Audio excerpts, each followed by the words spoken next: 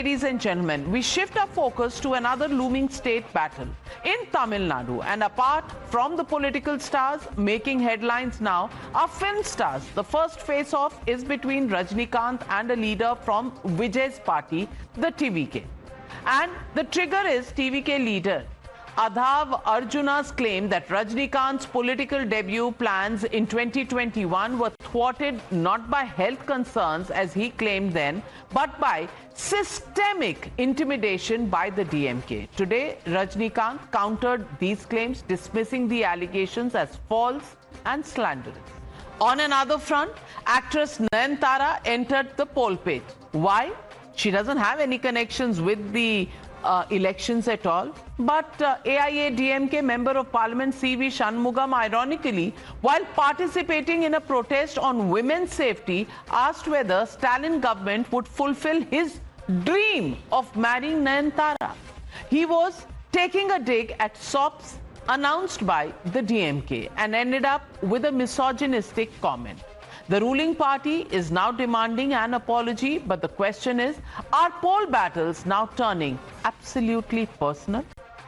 கவிதை சொன்னார் கனவு காணும் அவர் சொல்றார் அப்துல் கலாம் கனவு காணும்னு சொன்னார் இவர் அதோட ஒரு படி மேல போய் உங்கள் கனவை சொல்லுங்கள் உங்கள் கனவை சொல்லுங்க இவர் நிறைவேற்ற ஆமா எனக்கு நயன்தாரா போனோம் இவர் கனவு நிறைவேற்றா கேப்பா நயன்தாரா எனக்கு கல்யாணம் பண்ணி வைன்னு கேப்பான் இவர் கனவு நிறைவேற்றா அது எப்ப கேக்குறாரு Disgusting statement made by Mr. C.V. Shanmugam. He has to apologize for that. He has to make a public apology. Mr. C.V. Shanmugam is a repeat offender. This is not the first time he has made such derogatory comments concerning women. Mr. Edappadi Palanichami should sack Mr. C.V. Shanmugam. See, that shows the cheapest mindset of the person who is talking about. They should not insult women. Since they are actresses, can they talk anything about them? It is absolutely wrong that he should not have spoken like that. That is highly condemnable. But C.V. Shanmugam is known for his condemnable speeches. You're watching the News Hour at 9. Debate number 2 on Times Now. Super Prime Time. Joining the debate tonight with Shehzad Poonawala is Salim Dharnidharan, national spokesperson of the DMK. Joining him is Harish Mohammad, the Ibrahim political analyst. But my first question goes to Kovai Satyan, national spokesperson of the AIA-DMK. Kovai Satyan, I want to ask the AIA-DMK, the party that represents and takes all the memories of the party back to J. Jayalalitha. Should they be talking in such a misogynistic manner about Nayanthara? I mean, she's a woman, she's an actor, she does her own job, she has nothing to do with the elections. Why drag her into this? You have to make your political fight with the DMK. Please be my guest, it's election season, do your fight with the DMK. Why drag in another lady who has nothing to do with elections? Good evening, Navika, and good evening to my fellow panelists. Our Neta, Honorable ex-minister and MP, has extended his unconditional apology for the statement that is being made during the rally. So let me set the record straight. So DMK are masters in creating fake narratives. While taking a jibe at the media maniac MK Stalin's tagline, "Tell me your dreams," Minister said, Abdul Kalam asked us to dream. MK Stalin went one above. He said, "Tell me your dreams." If I want to marry Nayanthara, the person will say so. Will he be able to do that? He didn't say, "I want to marry Nayanthara." So reading between the words are okay. It is reading sorry, between the letters. Sir. He is in public life. He is a member of parliament and he will do well to leave another actor out of the fray. He could have spoken about any other example. But why drag in a woman's name into this, Kovai Satyan? I mean, that he has tendered an apology, fair, but you know, to give a defense and justify it, frankly, it doesn't wash down. I'm not saying, but I'm not here to defend Navika once again. When the media is stating that it is minister who expressed interest to marry Nayanthara, that was not the case. He didn't say, "I want to marry Nayanthara." He was taking a jibe at Okay. NK Stalin's theme, saying that tell me your consolation dreams. The person prize. who wants to share his Not dreams the says, "I top want to prize, marry but the myself." consolation prize should go to him for making statements which are frankly distasteful. But let me Neta get in has Salin extended unconditional Dharnidharan. apology. Salin Dharnidharan, fair enough. Unconditional apology has been made. Of course, the statement absolutely deplorable. But then who's the DMK to question? Ponmudi was reinstated. What all the Deputy General Secretary has said in the past, you know very well. Is there any political party that can take the moral high ground? No one is taking moral high ground here. What we are saying is what he said is wrong. He never said he wants to marry. He said something else which I don't want to repeat. Maybe you can play it in Tamil. He said if that person that mentioned is desired, will the CM get? It's a good scheme which the CM has launched. If he has found any defects in the scheme, he can rightfully go and say. Or in the past schemes the Chief Minister launched, if he has found any rightful with proof some defects, of course as an opportunity he should speak. He could have spoken 100 things, n number of things, why he chose that. You are saying, oh, someone spoke with something 3 years back, so CV Shanmugam can also speak. How is that acceptable, Navika? Right? I understand. So this kind of people should not exist in any party. He should resign Rajya Sabha. This is ridiculous. It's not the first time he has made such statement. In the past, on the welfare scheme, he has made derogatory statements. So I'm asking you, you want him to resign from the Rajya Sabha? You reinstated Ponmudi. With what justification can you ask somebody else? You have not set a high standard.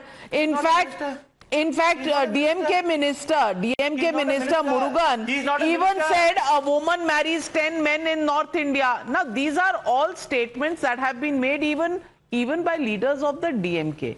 My point being, why do women get dragged into your political point scoring? Why? Why, sir? Leave women alone.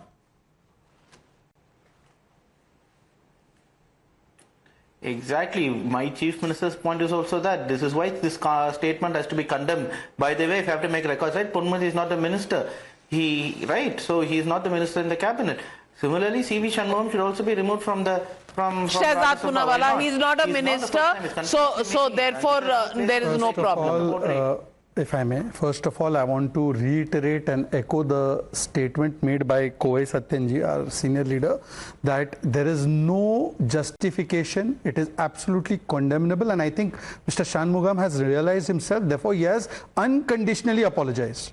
Now, on the one hand, there are people who make comments, sick, disgusting, they apologize. And that is one aspect. But then, Ponmudi never apologized. Durai Murugan, 5 men lay with 1 woman. D. Leone, body shaming the woman, he has said women have become like barrels. Shivaji Krishnamurthy, I cannot comment what he has said about our leader Radhika Kumarji. Dayanidhi Maran, North Indian women, they are confined to kitchen and making house food. This is the statements they have made. And forget the statements. Now you know the main thing that has happened. In Krishnagiri, a 2-year-old woman was a child was raped by a DMK leader. The police, instead of arresting him, escorted him. This is a DMK leader. In Anna University, what they did. Then in Thoothukudi case, what they have done. They are supporting actively rapists.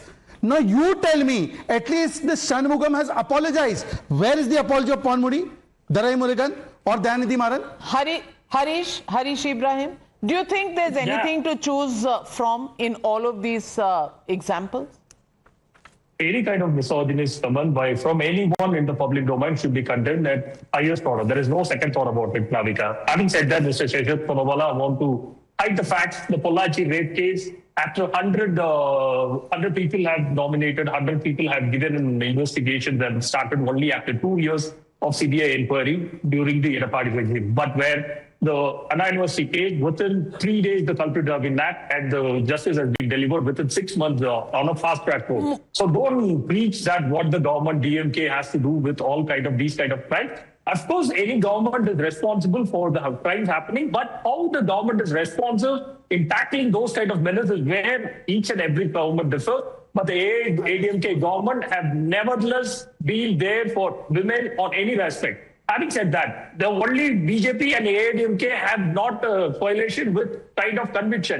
They have a convenience violation, even in the crime. Even last 1 month. Well, I don't know. Mr. Convenience coalition is also between the DMK and the Congress party. After all they have said about each other in the run-up to the alliance. Just one line. But I want to also ask you, Shehzad Poonawalla, Rajinikanth being called names, Vijay being called names, Trisha being dragged into the controversy. Is this necessary? See, I would advise that everybody should rise and keep the campaign extremely clean. But then you have a deputy chief minister who's abused the entire Hindu religion and said that he will exterminate Hindus, and the Supreme Court and High Court has called him out, but they keep him as deputy CM.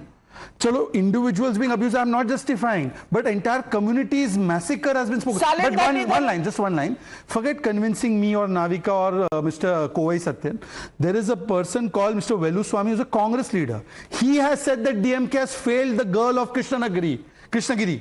You tell me Veluswamy is the leader or not? Salim Dharnidharan, I'm a North Indian woman and I'm not in the kitchen, I'm in the studio, but I want to ask you this question. Yeah, let me speak. Now you mansplain to women again. Let me speak. What do you mean? Understood. Can I speak? Yes, sir. Yes, sir. 1 minute. Yes, sir.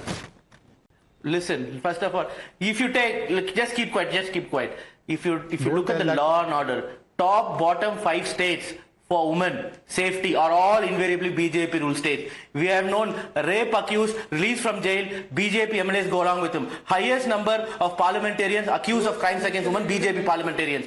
Delhi, police is with the union government. Highest crime rate, 10 times more than any other state in India. Right? They are rather than Indian average. So what is the BJP talking about? Okay. About women's safety. Tamil Nadu is the safest state for women under the drastically. I do not want to sit here and debate the crime data of crime against women. I'm just saying that please stop misogynistic statements against women in the run-up to elections. Please leave women and whatever you want to use in terms of your campaign strategy, keep women out of it. Please, when you talk about women, talk with respect. That is all that the people of this country really want. We leave it at that. Thank you very much, gentlemen, for joining me on the Newshour tonight. With that, it's a wrap on the Newshour. Good night, viewers. I'll be back tomorrow. Stay safe.